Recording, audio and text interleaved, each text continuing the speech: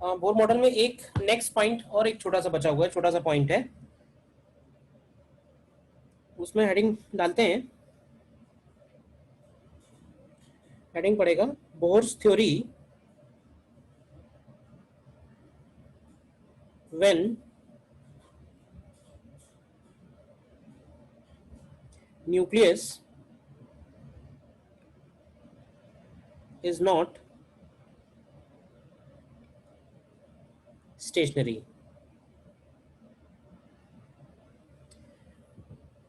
क्या देखने वाले हैं इसमें हम लोग?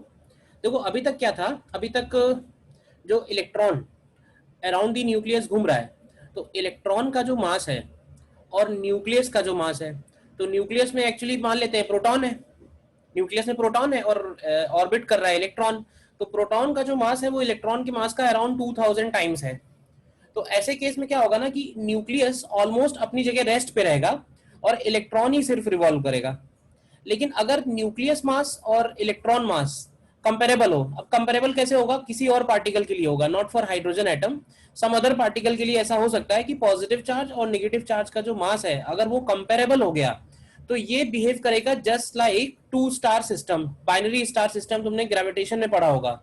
तो binary star system in gravitation क्या था कि उसमें उन वो दोनों ही मासेस एक दूसरे के ऊपर फोर्स लगाते हैं और दोनों ही अपने कॉमन सेंटर ऑफ मास के अबाउट सर्कुलर मोशन परफॉर्म करते हैं, सच दैट उनके बीच का जो डिस्टेंस है वो हमेशा कांस्टेंट रहेगा।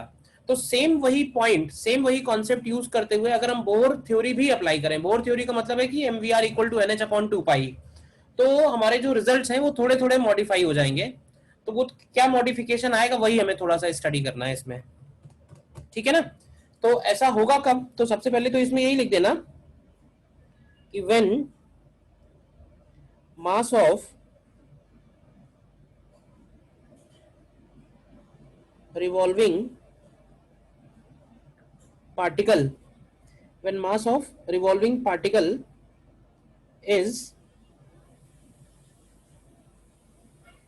comparable to the nucleus, when mass of revolving particle is comparable to the nucleus, ठीक है? तो नीचे इसमें लिख सकते हैं कि in this case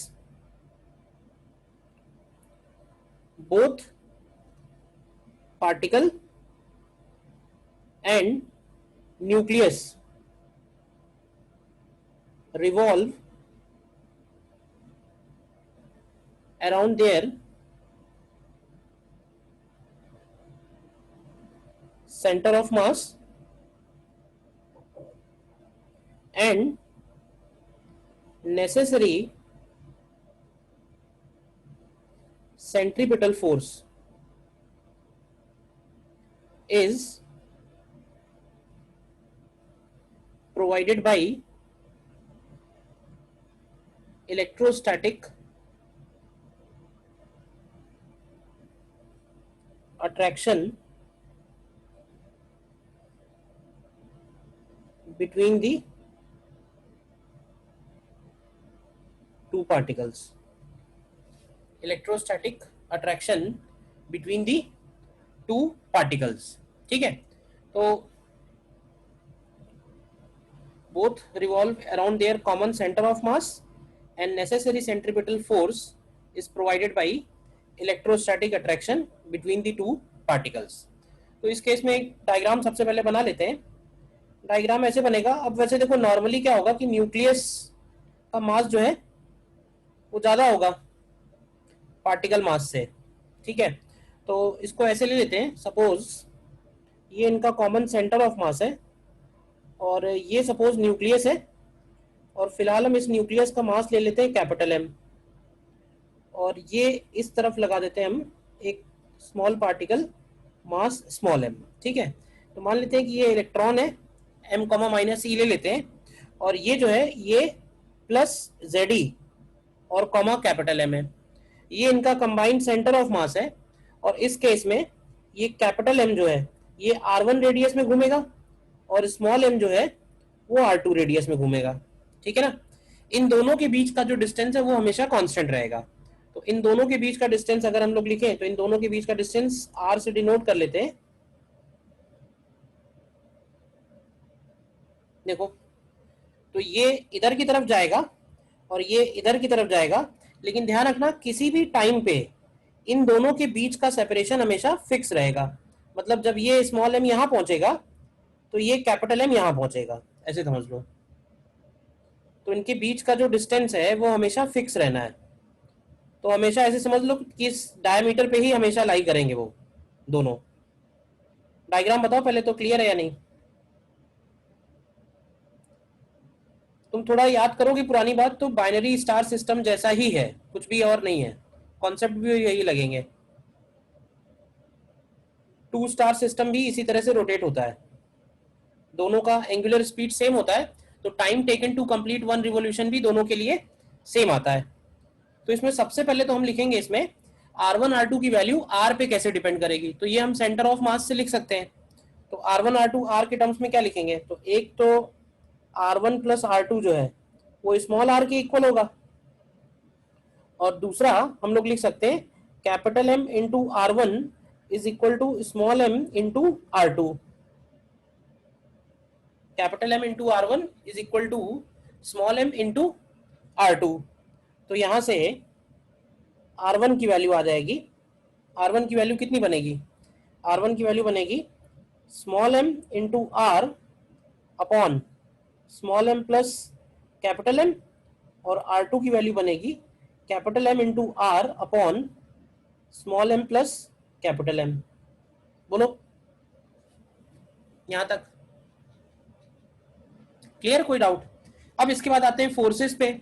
अब ये बताओ स्मॉल m और कैपिटल M के बीच में कितना फोर्स लग रहा है, तो हम लोग ग्रेविटेशन वाला फोर्स नहीं लिख रहे हैं, हम लोग इलेक्ट्रोस्टैटिक वाला लिख रहे हैं। ग्रेविटेशन वाला फोर्स निग्लिजिबल होगा इलेक्ट्रोस्टैटिक्स के सामने, तो कूलम्बिक फोर्स लिखना है हमको। तो ये कूलम्बिक फोर्स कितना लग रहा है दोनों के ऊपर, दोनों पार्टिकल्स के बीच में? तो ये फोर्स आएगा 1/4πε0 into Q1 Q2 upon are square. और ध्यान देना ये फोर्स दोनों पे ही लग रहा है, तो यही फोर्स दोनों पार्टिकल्स को सेंट्रीपिटल फोर्स प्रोवाइड करेगा, यानी दोनों के लिए mv²/r के इक्वल होगा। तो इनके वेलोसिटीज हम एज्यूम कर लेते हैं, मान लेते हैं कि ये कैपिटल M जो है वो v1 वेलोसिटी से, और ये जो स्मॉल m है ये v2 वेलोसिटी से चल रहा है, देखो डायग्राम में। तो इसको लिखेंगे हम लोग capital M into v1² upon r1 and this is equal to small m into v2² upon r2। तो ये हमारी एक तरह से इक्वेशन 1 तो नहीं बोल सकते, एक्चुअली दो इक्वेशन है, v1 v2 में भी है और r में भी है, ठीक है, लिखा रहने दो। और दूसरा हम लोग लगाएंगे Bohr's quantization theory, using Bohr's quantization rule. तो बोहर क्वांटाइजेशन रूल सेज कि total angular momentum of system is integral multiple of h upon 2π। तो यहाँ पे हम लोग एंगुलर मोमेंटम निकालेंगे सेंटर ऑफ मास के अबाउट, और इस बार सेंटर ऑफ मास पे अगर तुम बैठते हो तो तुम्हें लगेगा कि दोनों पार्टिकल्स का रोटेशन का जो सेंस है, रिवॉल्यूशन का जो सेंस है वो सेम है। इसका मतलब दोनों के जो इंडिविजुअल एंगुलर मोमेंटम्स हैं वो ऐड होंगे। तो कैपिटल M का एंगुलर मोमेंटम कितना बनेगा, तो कैपिटल M का बनेगा m v1 r1, और स्मॉल m का बनेगा small m v2 r2। this is total angular momentum and this is equal to nh upon 2π। total angular momentum is equal to nh upon 2π। बताओ यहां तक। और तीसरी इक्वेशन हम लोग ये लिख सकते हैं कि दोनों का जो ओमेगा है वो सेम होगा, क्योंकि दोनों को सर्कल कंप्लीट करने में जो टाइम है वो सेम रहेगा। एक्चुअली दोनों हमेशा अपोजिट सेंस में रहेंगे, हमेशा डायमेट्रिकली अपोजिट है, तो जितना एंगल वो कवर कर रहा है उतना ही एंगल वो भी कवर कर रहा है, ओमेगा दोनों का सेम है। तो v1/r1 is equal to v2/r2। एक बार ध्यान से ये देख लो, ये इक्वेशन इन तीनों में किसी में डाउट है तो बताओ, मैं वेट कर रहा हूँ। इन तीनों इक्वेशन में और इस पूरे एनालिसिस को समझने में कोई भी डाउट है तो बताइए।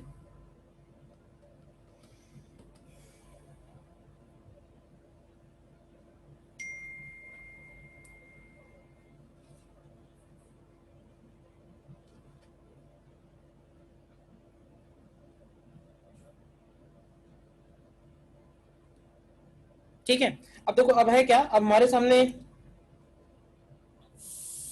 कैलकुलेशन बचा है। कैलकुलेशन ये है कि हमें V1 V2 निकालने हैं, हमें R1 R2 निकालने हैं, ठीक है ना, और उससे हमको स्मॉल r निकालना है।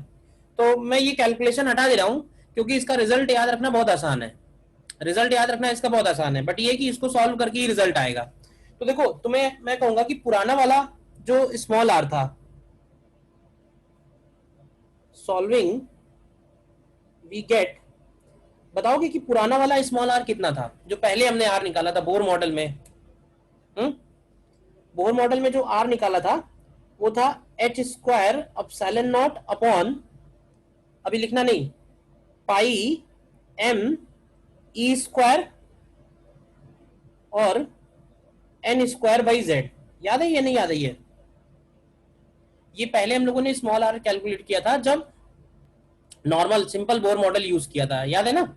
अब देखो यहाँ पे क्या फर्क पड़ेगा, क्योंकि हम सिंगल बॉडी सिस्टम से एक तरह से टू बॉडी सिस्टम में आ गए, तो ये जो स्मॉल एम आ रहा है ना, केवल इस स्मॉल एम को हमें रिप्लेस कर देना है किससे, म्यू से, एंड म्यू इज रिड्यूस्ड मास।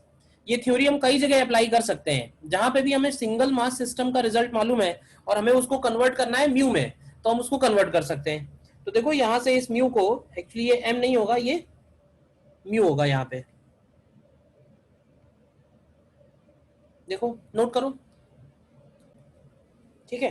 तो यहाँ पे ये म्यू की जो वैल्यू है इस केस में, इसको हम लोग रिड्यूस मास बोल सकते हैं, और इस म्यू का वैल्यू है small M capital M upon small M plus capital M. मतलब हम सॉल्व करेंगे तो ये रिजल्ट हमको मिल जाएगा, ठीक है ना। तो ये डायरेक्टली याद रखना तो आसान ही है, केवल मास को रिप्लेस कर दिया है म्यू के फॉर्म में। बोलिए। और दूसरा एक रिजल्ट हमको याद रखना है, energy of the atom in nth orbit. nth orbit में एनर्जी का क्या फॉर्मूला बनेगा, तो ये बताओ। एनर्जी के फॉर्मूले में जब हम लोग एनर्जी का फॉर्मूला लिखते हैं तो ये आता है ना -RHC, तो R को भी हम R डैश बना देंगे यहाँ पे, और into Z square upon N square. बोलो अब ये बताओगे कि R की वैल्यू क्या बनेगी। सर म्यू मास की जगह म्यू आ जाएगा, मास प्रोपोर्शनल होता है। R कैपिटल R जो होता है, याद होगा तुम्हें, वो M के प्रोपोर्शनल था, और जो R डैश है वो म्यू के प्रोपोर्शनल होगा। तो यहां से हम लोग डायरेक्टली लिख सकते हैं R dash upon R is equal to mu upon M। तो ये जो फॉर्मूला है ये थोड़ा सा चेंज हो जाएगा, ये हो जाएगा minus of mu upon small M times RHC और Z square upon N square. याद रहेगा, मतलब रिडबर्ग कांस्टेंट की वैल्यू भी हमने मॉडिफाई कर दी है बस। देखो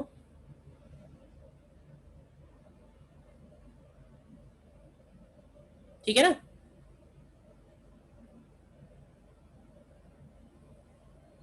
और ये आर भी चाहो तो ये जो ऊपर लिखा हुआ है इसको ऐसे ब्रेक करके लिख लो।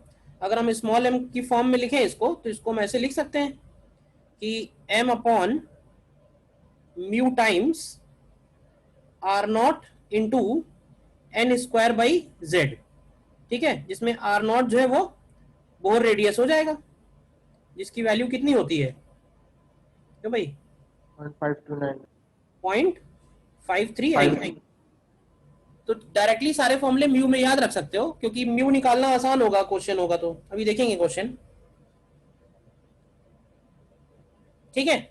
और तीसरी चीज जो पूछ सकता है वो है किसी भी लाइन का वेवलेंथ। तो वेवलेंथ में भी हम लोग 1 by lambda is equal to R dash 1 upon n1 square minus 1 upon n2 square कर सकते हैं। आर को आर डैश कर दिया है, और आर डैश की जगह हम लोग लिख सकते हैं R into mu upon M 1 upon n1 square minus 1 upon n2 square, ठीक है ना। नोट कर लो, क्वेश्चन देखते हैं अभी कैसे आएंगे इसमें। देखो इसमें नेक्स्ट क्वेश्चन है, इतना ही है इसमें, थ्योरी में और कुछ नहीं है। ये देखो,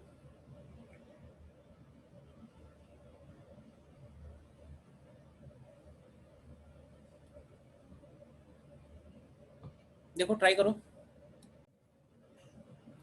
देखो इस केस में कह रहा है कि इलेक्ट्रॉन को हमने रिप्लेस किया है मेजॉन से, which has the same charge but 207 times greater than that of the electron, ठीक है।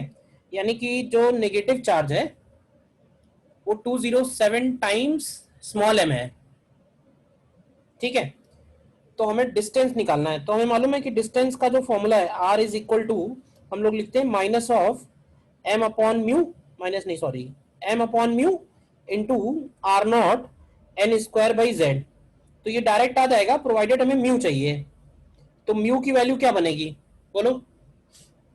अब देखो म्यू की वैल्यू वैसे होती है mass of negative charge into mass of positive charge upon mass of negative charge plus mass of positive charge.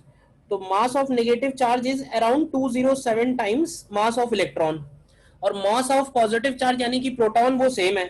तो proton का जो मास है वो कितना होता है अप्रोक्सीमेटली, क्यों भाई 1800 ले ले, ज्यादा फर्क नहीं पड़ेगा। 1800 times small m upon 1800 plus 207 times m। तो तुम यहां से म्यू अपॉन m का वैल्यू निकालो, तो ये कितना आएगा।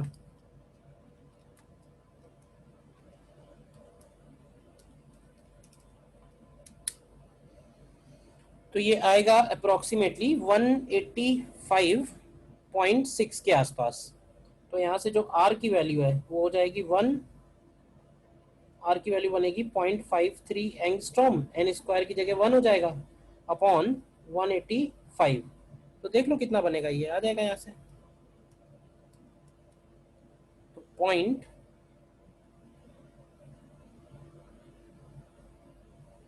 हाँ तो ये 0.28 पिकोमीटर के आसपास आता है।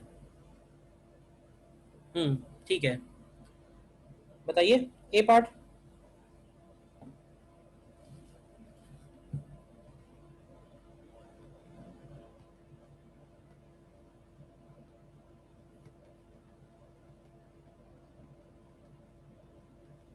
क्लियर है। अब म्यू अपॉन एम मिल गया है तो बाकी सारी चीजें भी निकल ही आएंगी उसी से। Binding energy of particle in ground state, तो binding energy in ground state का फॉर्मूला वैसे तो होता है 13.6 इलेक्ट्रॉन वोल्ट, लेकिन इसमें हम लोग म्यू अपॉन एम और मल्टीप्लाई कर देंगे, तो यानी 13.6 में मल्टीप्लाई हो जाएगा 185 का, तो ये आ जाएगा 2.52 इंटू 10⁻³ इलेक्ट्रॉन वोल्ट। और सी पार्ट में कह रहा है कि wavelength of first line of Lyman series, तो first line of Lyman series का मतलब होगा 1 by lambda is equal to R, R को लिखेंगे mu by M into R, Lyman series है तो 1/1² माइनस 1/2², तो यहां से लैम्डा निकाल देना। बोलो क्लियर है क्वेश्चन।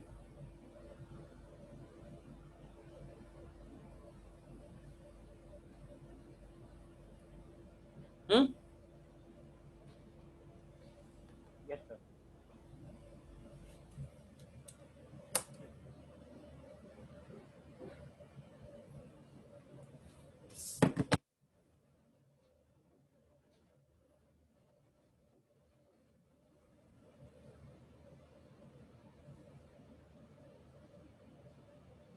एक और इसमें करके देखो।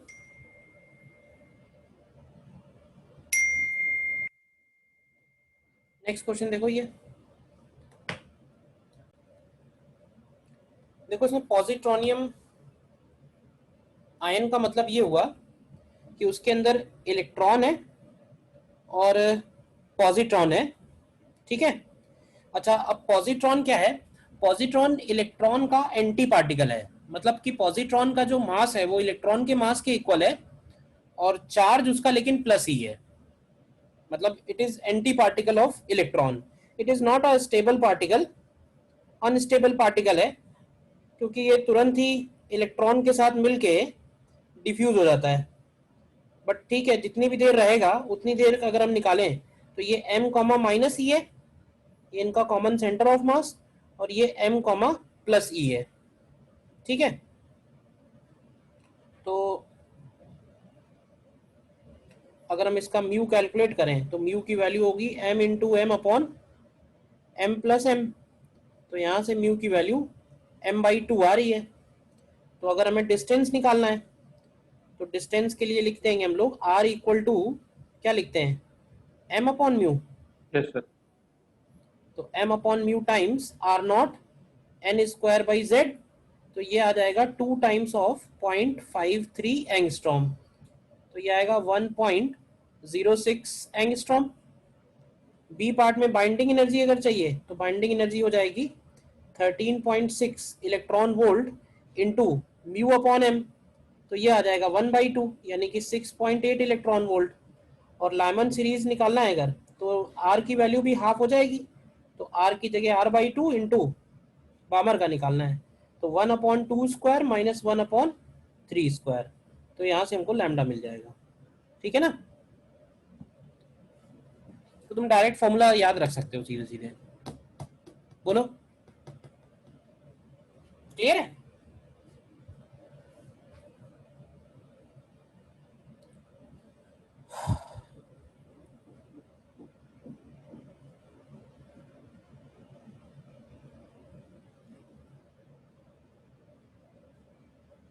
ठीक है,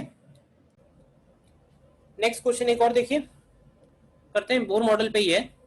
बोर मॉडल में प्रॉब्लम्स बहुत सारे पूछे गए हैं, तो इंपॉर्टेंट तो बहुत है, बोलने की जरूरत ही नहीं है। देखो करो ट्राई इसको। देखो इस केस में सबसे पहले तो उसने यही लिखा हुआ है, the key feature of Bohr's theory of spectrum of hydrogen atom is the quantization of angular momentum. तो ये हमको मालूम है कि बोर थ्योरी का सबसे इंपॉर्टेंट पॉइंट यही है। ठीक है, अब इसमें कह रहा है कि हम लोग इस पर्टिकुलर मॉडल को जनरल रोटेशनल मोशन में एक्सटेंड करने वाले हैं। ठीक है, to find quantised rotational energy of a diatomic molecule. ठीक, तो सबसे पहले बताया ना हमें डायटोमिक मॉलिक्यूल का मोमेंट ऑफ इनर्शिया दिया हुआ है, बोहर क्वांटाइजेशन कंडीशन के हिसाब से इसका एनर्जी क्या लिखेंगे। तो 15th में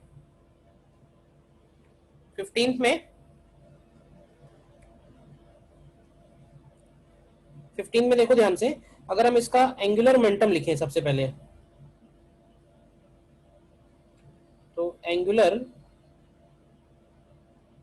momentum L equal to I omega बनेगा, और इसको लिख सकते हैं हम लोग NH अपॉन 2 पाई। तो तुम यहां से ओमेगा की वैल्यू निकालो, ओमेगा का वैल्यू आएगा NH अपॉन 2 पाई आई। और रोटेशनल काइनेटिक एनर्जी क्या बनेगी,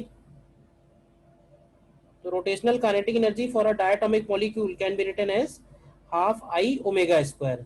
तो ये हो जाएगा हाफ आई और ओमेगा स्क्वायर करेंगे अगर, तो n square h square upon 4 pi square I square, तो यहाँ से याद आएगा n square h square upon 8 pi square I. तो ये हमारा फर्स्ट आंसर हो गया 15th नंबर क्वेश्चन। ठीक है ना, इसमें वो कह रहा है कि n इक्वल टू 1 से हम लोग स्टार्ट करेंगे, n इक्वल टू 0 वाला लेवल पॉसिबल नहीं है। ठीक है, फिर आते हैं 16th में। 16 में कह रहा है it is found that the excitation energy from ground state to first excited state. तो ग्राउंड स्टेट मतलब n equal to 1, first excited state मतलब n इक्वल टू 2, उनके बीच का जो फ्रीक्वेंसी है वो हमको गिवन है, तो मूवमेंट ऑफ इनर्शिया पूछा हुआ है। तो ये बताओ कि दोनों 1 और 2 का एनर्जी गैप अगर हम लोग लिखें, तो एनर्जी गैप ध्यान से देखो इसी फॉर्मूले से हो जाएगा h square upon 8 pi square I, n square है तो इसको लिखेंगे 2 स्क्वायर माइनस 1 स्क्वायर, और ये h इंटू न्यू के इक्वल होगा, और न्यू की वैल्यू हमें दी हुई है, न्यू की वैल्यू है 4 upon pi into 10 power 11 hertz. तो इसमें न्यू की वैल्यू रख दो, h कैंसिल हो जाएगा, पाई रख दो, तो आई हमको निकालना है यहाँ से। तो आई का वैल्यू निकाला है तो आ रहा है 1.87 into 10 power minus 46 kg metre square. तो उसमें तुम्हें मुझे लगता है 15-16 में तो किसी को कोई प्रॉब्लम नहीं आई, क्यों भाई? ठीक है, 17th क्वेश्चन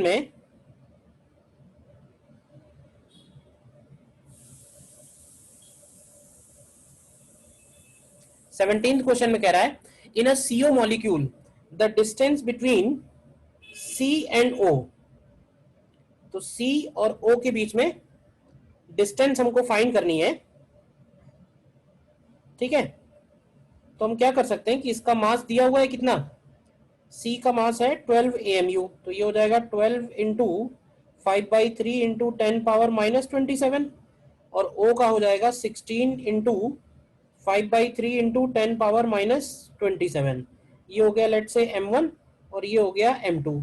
तो इस सिस्टम का मोमेंट ऑफ इनर्शिया निकालने के लिए about their common centre of मास, या तो तुम r1 r2 निकालो, m1 r1 square plus m2 r2 square करो, या फिर एक छोटा तरीका क्या है कि इस i को भी हम लोग लिख सकते हैं म्यू r स्क्वायर, रिड्यूस्ड मास। तो म्यू की वैल्यू निकाल सकते हैं। म्यू की वैल्यू क्या आएगी? म्यू की वैल्यू होगी m1 m2 upon m1 plus m2 और इनटू आर स्क्वायर।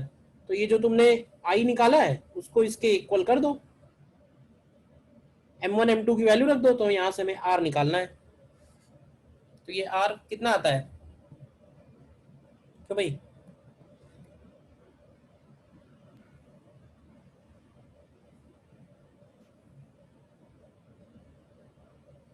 सर हाँ बोलिए। सर इसमें सर ये बताइए सर, जो हम लोग mvr is equals to nh upon 2 pi या फिर मतलब angular momentum is equal to nh by 2 pi लगाते हैं सर, वो तो एक इलेक्ट्रॉन और न्यूक्लियस के बीच में लगाते हैं ना, यहाँ हमने दो एटम्स के बीच में।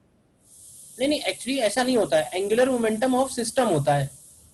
तो जब भी हम बोलते हैं एंगुलर मोमेंटम ऑफ सिस्टम, तो हम एंगुलर मोमेंटम सिस्टम का उसके सेंटर ऑफ मास के अबाउट निकालते हैं।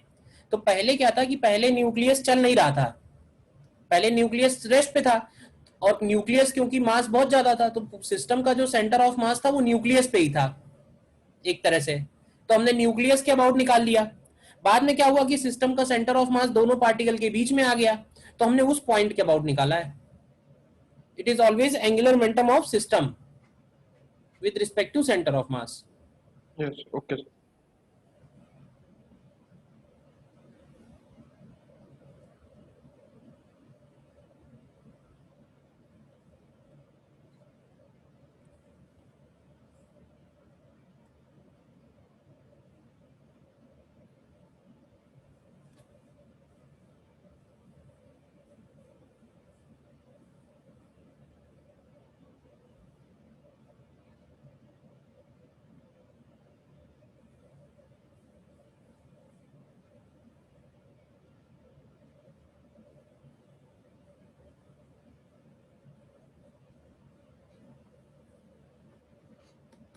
सेवनटीन में कौन सा आंसर आ रहा है?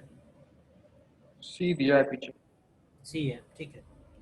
तो ये अप्रोक्सीमेटली 1.3 10⁻⁻10 मीटर के आसपास आ जाएगा। क्लियर है क्वेश्चन?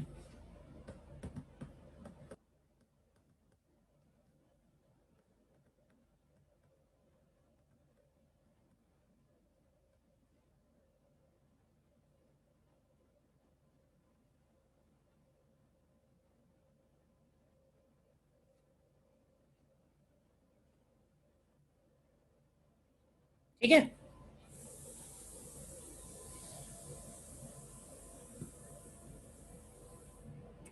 तो बोर मॉडल में तो इतना ही है। नेक्स्ट आगे बढ़ते हैं फिर। अगला जो हमारा पॉइंट है, टॉपिक है, और अगली हेडिंग पड़ेगा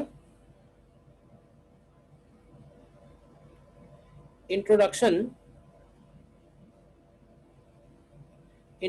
to X-rays. Introduction to X-rays. अब ये एक्स-रेज क्या है? तो देखो एक्स-रेज जो है बेसिकली एक्स-रेज इलेक्ट्रोमैग्नेटिक रेडिएशन ही है।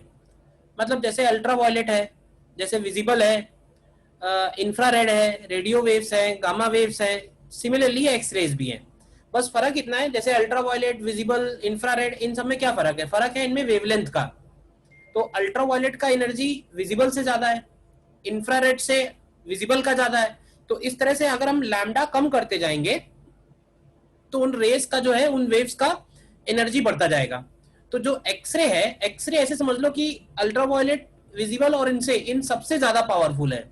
और पूरे का पूरा जो इलेक्ट्रोमैग्नेटिक स्पेक्ट्रम है उसमें जो 1 एंगस्ट्रॉम और 10 एंगस्ट्रॉम या 0.1 एंगस्ट्रॉम के आसपास का जो रीजन है उसको हम लोग एक्सरे के बोलते हैं, उसको हम लोग एक्सरे बोल सकते हैं।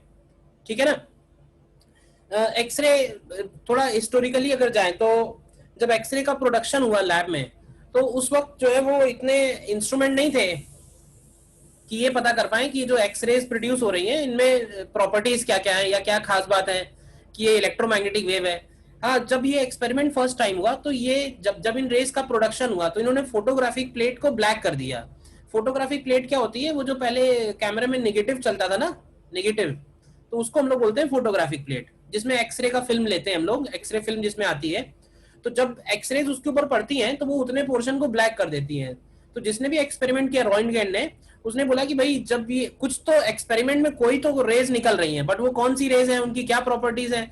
तो उसने शुरू में उसको कुछ नाम नहीं सूझा, तो जैसे मैथ्स में हम लोग अज्यूम कर लेते हैं ना कि let us assume unknown is x, बाद में एक्स की वैल्यू पता चलती, तो ऐसे ही इसका भी नाम पड़ गया एक्स रेज। क्योंकि जब एक्चुअली इसकी खोज हुई तो नहीं पता था कि क्या इसकी प्रॉपर्टीज है, लेकिन अभी तो एक्सरे के बारे में सभी लोग जानते हैं ना। एक्सरे बहुत पावरफुल वेव्स हैं, पावरफुल रेज हैं इलेक्ट्रोमैग्नेटिक स्पेक्ट्रम की, जो हमारी बॉडी में जो फ्लैश वाला पोर्शन है, फ्लैश से क्रॉस कर जाती हैं लेकिन बोन्स से क्रॉस नहीं करती हैं। तो अगर हमें बोन्स की इमेजिंग करनी है तो उसको हम एक्सरे फिल्म में कर सकते हैं, क्योंकि फ्लैश वाले पार्ट से क्रॉस हो जाएंगी, बोन्स क्रॉस नहीं होंगी। तो वो तुम्हें एक्सरे फिल्म अगर देखी होगी कभी ना कभी किसी ना किसी की, तो उसमें तुम्हें वो बोन्स क्लियरली नजर आती हैं, क्योंकि जहां एक्सरे पहुंच जाएगी वो पोर्शन ब्लैक हो जाएगा, और जहां नहीं पहुंचेंगी वो पोर्शन उसमें ट्रांसपेरेंट रहता है। ठीक है ना? ठीक है, तो इसमें नीचे लिखना है, इसमें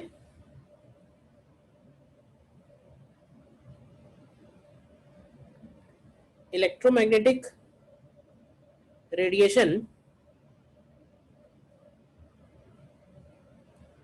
of the order of 0.1 angstrom to 10 angstrom is called X-rays, is called X-rays। मतलब जो भी इलेक्ट्रोमैग्नेटिक रेडिएशन है जिसका ऑर्डर 0.1 एंगस्ट्रॉम और 10 एंगस्ट्रॉम के आसपास है, उसको हम लोग एक्सरे बोलते हैं। प्रोड्यूस कैसे करते हैं तो उसके बारे में भी लिख देना कि when highly energetic electrons are made to strike metal target, electromagnetic radiation of the order of 0.1 angstrom to 10 angstrom is emitted। ठीक है, तो प्रोडक्शन का तरीका यह है कि इलेक्ट्रॉन्स को हमें हिट कराना होगा, कहां पे, मेटल टारगेट पे। When electrons are made to strike a metal target. अब इसमें क्या है कि इसमें दो टाइप के एक्सरेज डिफाइन करते हैं, एक जिनको बोलते हैं हम लोग हार्ड एक्सरेज, और एक जिनको हम लोग बोलते हैं soft X-rays. Hard X-rays and soft X-rays. तो हार्ड एक्सरे किनको बोल रहे हैं, तो हार्ड एक्सरे बोल रहे हैं हाईली इनर्जेटिक फोटॉन्स। ठीक है ना? तो और इनका पेनेट्रेटिंग पावर इज हाई। मतलब देखो, एक्सरे ऑलरेडी बहुत इनर्जेटिक फोटॉन्स है, एक्सरे ऑलरेडी इनर्जेटिक फोटॉन्स है, बट एक्सरे में भी अगर हम लोग डिफाइन करें तो जो ज्यादा एनर्जी वाली है उनको बोल रहे हैं हार्ड एक्सरे, और जो कम एनर्जी वाले हैं उनको बोल रहे हैं सॉफ्ट एक्सरे। तो ऐसे बोल सकते हैं कि हार्ड एक्सरे का जो वेवलेंथ है वो कम होगा और सॉफ्ट एक्सरे का वेवलेंथ ज्यादा होगा। जैसे यही मैंने जो लिखा हुआ है इसी में बोल सकते हैं कि 0.1 से लेके 1 एंगस्ट्रॉम तक मान लो, 0.1 से 1 हो गया हार्ड एक्सरे और 1 से 10 हो गया सॉफ्ट एक्सरे। रिलेटिवली बोल रहे हैं हाई और लो। ठीक है ना?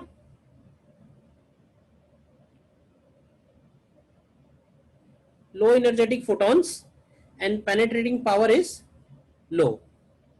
लो का मतलब इन दोनों को कंपेयर कर रहे हैं जब। ठीक है, तो इसमें सबसे पहले हमको जो करना है वो है प्रोडक्शन ऑफ एक्सरेज। अगर हमें लैब में प्रोड्यूस करना है तो इसके प्रोडक्शन का क्या प्रोसेस है, कौन कौन से वेरिएबल्स इसके प्रोडक्शन में इन्वॉल्व है। ठीक है, तो उसके लिए हमें एक डायग्राम बनाना पड़ेगा। तो देखो मैं बना रहा हूं, तुम भी बनाते जाओ साथ साथ।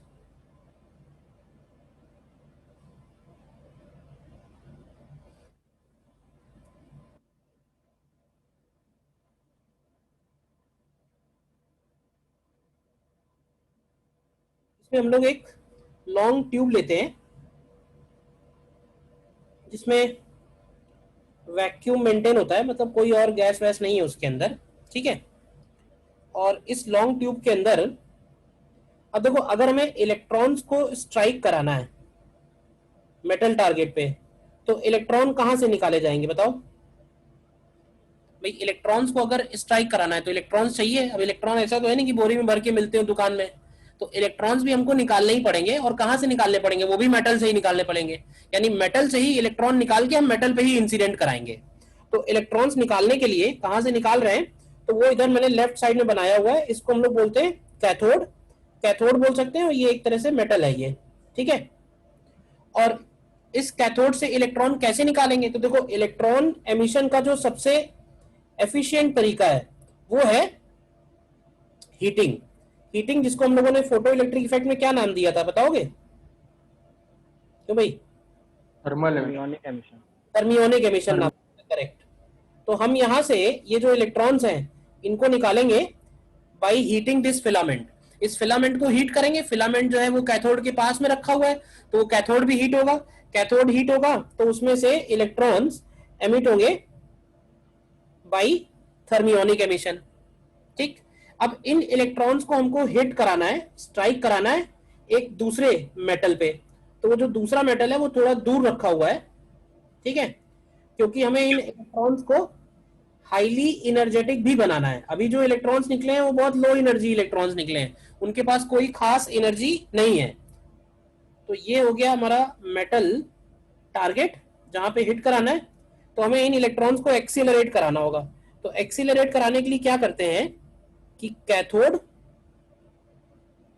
और मेटल टारगेट, देखना ध्यान से, कैथोड और मेटल टारगेट इनके बीच में हम एक्सीलरेटिंग वोल्टेज अप्लाई करते हैं। एक्सीलरेटिंग वोल्टेज अप्लाई करते हैं वो भी हाई एनर्जी का, हाई पोटेंशियल डिफरेंस। क्योंकि सीधी सी बात है कि एक्सरे हाई एनर्जी वेव्स है, तो हाई एनर्जी वेव्स तभी एमिट हो सकती हैं जब हाई एनर्जी इलेक्ट्रॉन्स इंसिडेंट हो। तो यहाँ पे हमने ऐसे समझ लो किलो वोल्ट्स का पोटेंशियल डिफरेंस अप्लाई किया हुआ है, जिसको हम लोग बोलते हैं this is called accelerating voltage. तो ये जो इलेक्ट्रॉन्स हैं एक्सीलरेट होंगे और ये इलेक्ट्रॉन्स इस मेटल टारगेट पे जाके टकराएंगे।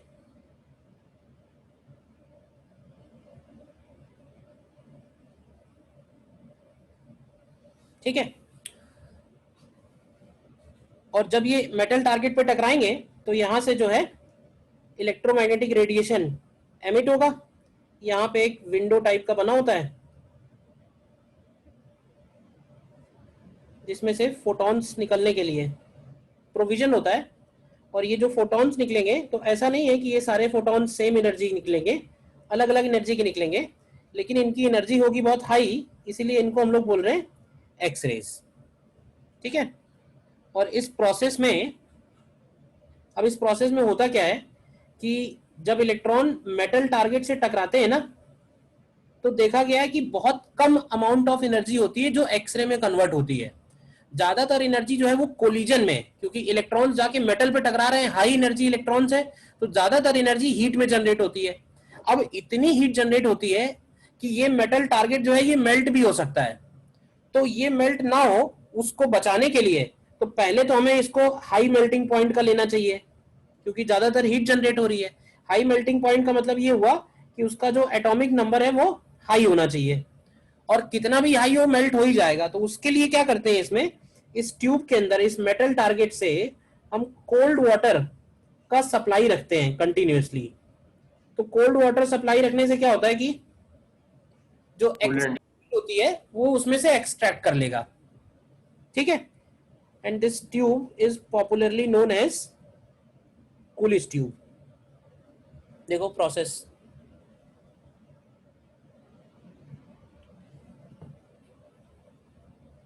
ठीक है ना। यहां पे जो इलेक्ट्रॉन्स निकल रहे हैं उनकी काइनेटिक एनर्जी अप्रोक्सीमेटली 0 होगी, समझना। और अगर हमने इनको V0 वोल्टेज से एक्सीलरेट कराया है या V लिख दो सिंपली। तो ये बताओगे कि ये जो काइनेटिक एनर्जी होगी इन इलेक्ट्रॉन्स की बिफोर स्ट्राइकिंग, तो बिफोर स्ट्राइकिंग कितनी काइनेटिक एनर्जी होगी? ईवी होगी। पहले डायग्राम बना लो फिर बताता हूं। यहाँ पे जो करंट मैंने बनाया हुआ दिस इज फिलामेंट करंट, ठीक है। और हम इसमें लिख सकते हैं कि electrons are emitted by heating cathode and this process is thermionic emission, ठीक है।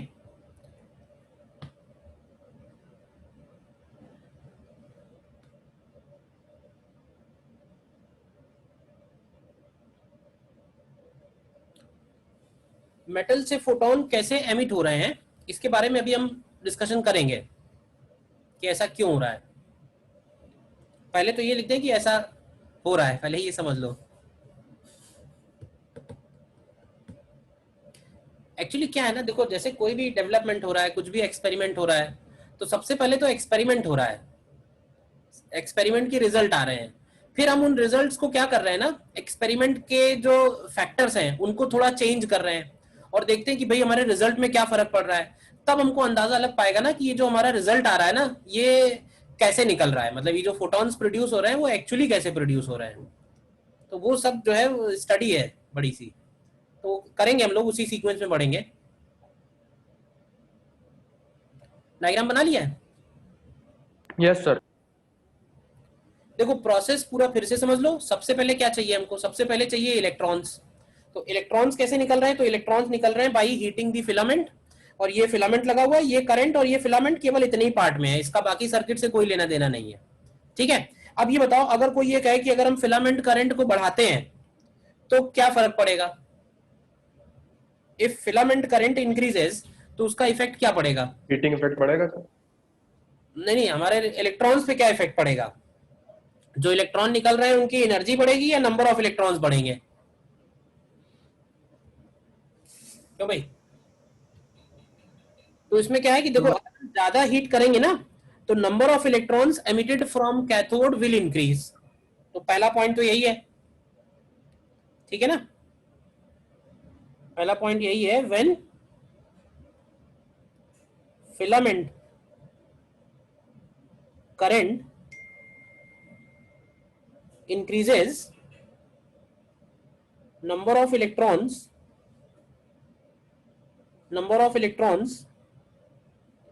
emitted from cathode increases, ठीक है। when filament current increases number of electrons emitted from cathode increases, पहला पॉइंट। तो अब जैसे ही ये इलेक्ट्रॉन निकलते हैं, तो दूसरी बात ये इंपॉर्टेंट है कि ये जो इलेक्ट्रॉन निकल रहे हैं ना इनका काइनेटिक एनर्जी निग्लिजिबल है, काइनेटिक एनर्जी इनका निग्लिजिबल है। तो अगर इनका काइनेटिक एनर्जी निग्लिजिबल है, ऐसा नहीं कि बिल्कुल जीरो होगा, ऐसा हो सकता है कि किसी का काइनेटिक एनर्जी 1 इलेक्ट्रॉन वोल्ट हो, किसी का काइनेटिक एनर्जी 2 इलेक्ट्रॉन वोल्ट हो, और इनको हम एक्सीलरेट कर रहे हैं सपोज 10,000 से, तो हम बढ़ा रहे हैं 10,000 इलेक्ट्रॉन वोल्ट, समझना, हम इंक्रीज कर रहे हैं 10,000 और यहां से लेके निकल रहे हैं 1 इलेक्ट्रॉन वोल्ट या 2 इलेक्ट्रॉन वोल्ट, तो बोल सकते हैं ना कि 10,000 के सामने तो ये निग्लिजिबल है ना values,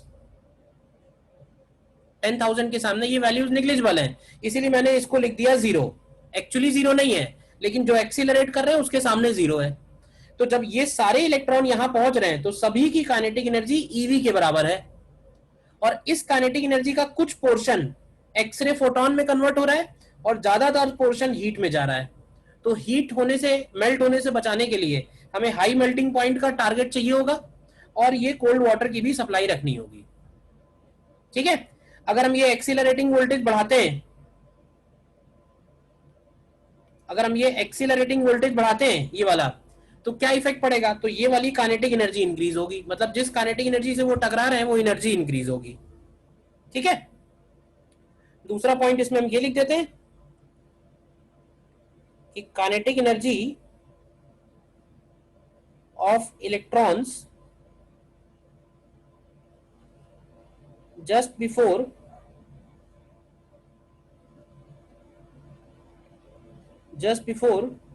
striking the metal target. तो मेटल टारगेट पे टकराने के ठीक पहले उनकी काइनेटिक एनर्जी क्या होगी, ईवी। ठीक है, और इसमें हम लोग नीचे लिखेंगे कि मैक्सिमम फ्रैक्शन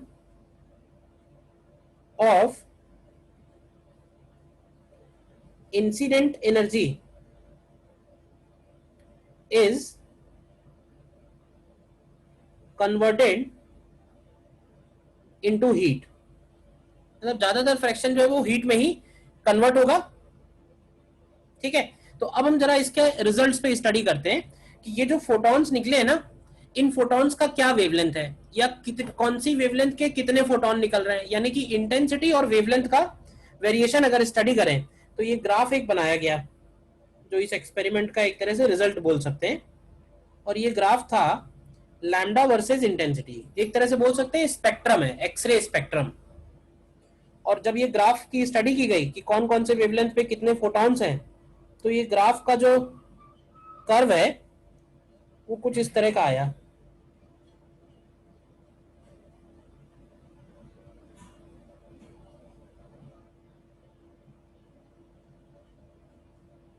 बना लो इसको। ठीक है, मतलब क्या किया गया समझना ध्यान से। जितने भी फोटॉन्स निकल रहे हैं, कौन से फोटॉन्स के कितने कितने नंबर हैं, तो वो नंबर हो गया वाई एक्सिस पे और फोटॉन का वेवलेंथ हो गया एक्स एक्सिस पे। तो ये ग्राफ इस तरह का निकल के आ रहा है। तो अब एक बात तो पक्की है कि ग्राफ तुमको कोई एक्स और वाई में एक रिलेशन तो नजर नहीं आ रहा है कि सर्कल है, पैराबोला है, स्ट्रेट लाइन है। तो एक तरह से ये रैंडम डिस्ट्रीब्यूशन आया है। ठीक है, इसमें देखा गया कि एक पर्टिकुलर वेवलेंथ ऐसी है जिससे कम वेवलेंथ का कोई भी फोटोन प्रेजेंट नहीं है, और कुछ वेवलेंथ्स ऐसी हैं जिन पे इंटेंसिटी उनके नेबरिंग वैल्यूज की इंटेंसिटी से सडनली ज्यादा है।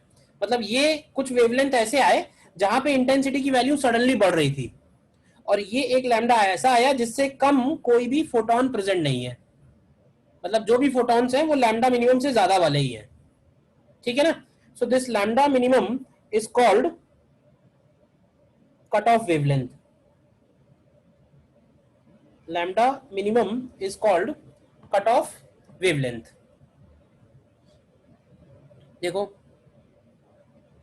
अब जब इसके ऊपर स्टडी की गई और कि ये जो लैम्डा 1 है, लैम्डा 2 है, लैम्डा मिनिमम है, ये किन किन बातों पे डिपेंड कर रहे हैं, तो देखा ये गया कि ये दो अलग अलग प्रोसेस से प्रोड्यूस हो रहे हैं। तो इनका जो एक्सप्लेनेशन है वो भी अलग अलग होगा। ठीक है, अभी बताते हैं कैसे। तो इस ग्राफ को हमने दो पार्ट में डिवाइड कर दिया। ठीक है, जिसमें से एक पार्ट कहलाया कंटिन्यूअस एक्सरेज, एक पार्ट कहलाया कंटिन्यूअस एक्सरेज, और दूसरा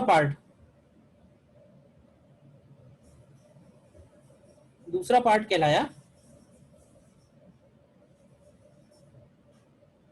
characteristic X-rays, continuous X-rays and characteristic X-rays. क्यों? देखो क्या किया गया, एक्सपेरिमेंट के अंदर कुछ चेंजेस किए गए। जैसे सबसे पहला चेंज किया गया कि फिलामेंट करंट को बढ़ाया गया। तो जब हम फिलामेंट करंट को बढ़ा रहे थे तो नंबर ऑफ इलेक्ट्रॉन्स बढ़ेंगे, नंबर ऑफ इलेक्ट्रॉन्स बढ़ेंगे तो जो स्ट्राइक करने वाले इलेक्ट्रॉन्स हैं वो भी ज्यादा होंगे। तो जब स्ट्राइक करने वाले ज्यादा होंगे तो देखा गया कि ये जो ग्राफ है ये ऊपर की तरफ शिफ्ट हो गया। मतलब अगर हम फिलामेंट करंट इंक्रीज कर रहे हैं तो ये ग्राफ भी ऊपर की तरफ शिफ्ट हो रहा है। तो ये बात हमको लॉजिकली समझ में आती है कि अगर ज्यादा इलेक्ट्रॉन्स पढ़ेंगे तो इंटेंसिटी भी ज्यादा होगी निकलने वाले इलेक्ट्रॉन्स की, फोटॉन्स की। दूसरा चेंज किया गया एक्सीलरेटिंग वोल्टेज में। एक्सीलरेटिंग वोल्टेज मतलब ये वाला वोल्टेज। जब इस वोल्टेज को हमने इंक्रीज किया तो देखा कि ये जो लैम्डा मिनिमम है ये कम हो जा रहा है। तो इससे एक बात सामने ये आई कि ये जो लैम्डा मिनिमम है ये एक्सीलरेटिंग वोल्टेज पे डिपेंड कर रहा है। लेकिन देखा गया कि लैम्डा 1 और लैम्डा 2 की वैल्यूज में कोई फर्क नहीं आया। मतलब एक्सिस पे जो लैम्डा 1 लैम्डा 2 की वैल्यूज थी वो चेंज नहीं हुई। तो इसका मतलब ये हुआ कि ये जो लैम्डा 1 लैम्डा 2 है ये हमारे एक्सपेरिमेंट के सेटअप पे डिपेंड नहीं कर रही है।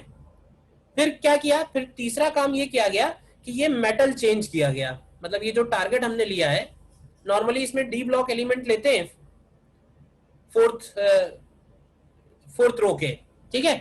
तो इसमें डी ब्लॉक एलिमेंट लेते हैं, तो जब इस एलिमेंट को चेंज किया गया तो देखा गया कि एलिमेंट चेंज करते हैं तो ये लैम्डा 1 लैम्डा 2 चेंज हो जाते हैं। तो तीसरी बात जो हमें समझ में आई वो ये कि ये जो लैम्डा 1 लैम्डा 2 है ये मेटल पे डिपेंड कर रहे हैं। मेटल पे डिपेंड कर रहे हैं यानी कि ये उस सेटअप के कैरेक्टरिस्टिक प्रॉपर्टी है, ये पोटेंशियल पे डिपेंड नहीं कर रहे हैं। तो हमने क्या किया कि इस ग्राफ को दो पार्ट में डिवाइड कर दिया। ये ग्राफ हमको मिल जरूर रहा है एक साथ, लेकिन इसके जो प्रोडक्शन का रीजन है वो अलग है। तो एक पार्ट तो ग्राफ का ये है जो कंटिन्यूअस है, और दूसरा पार्ट जो है ग्राफ का वो ये वाला है जो कैरेक्टरिस्टिक है। कैरेक्टरिस्टिक में लैम्डा 1 लैम्डा 2 आ रहा है और कंटिन्यूअस में लैम्डा मिनिमम आ रहा है। देखो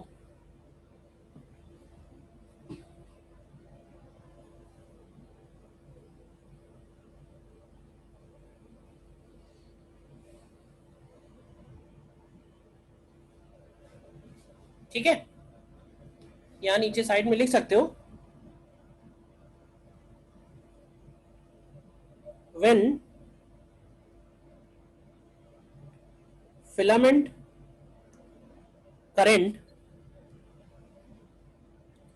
filament current increases,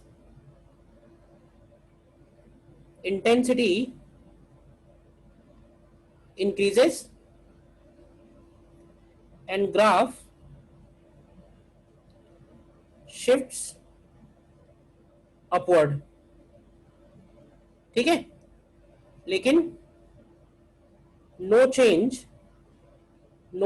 in lambda minimum, lambda 1 and lambda 2। Lambda minimum, lambda 1 lambda 2 में फिलामेंट करंट बढ़ाने में कोई भी चेंज नहीं आया, ठीक। दूसरी बात मैंने बोली कि when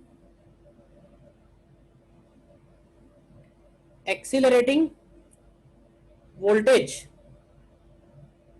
increases, lambda minimum decreases। तो इससे हमें जो रिजल्ट मिला वो ये कि जो लैम्डा मिनिमम है वो एक्सीलरेटिंग वोल्टेज पे डिपेंड कर रहा है। और तीसरी बात ये कि व्हेन, लेकिन यहां पे no change in lambda 1 lambda 2, no change in lambda 1 lambda 2। और तीसरी बात ये when metal target is changed, when metal target is changed lambda 1 lambda 2 changes but lambda minimum no change, ठीक है।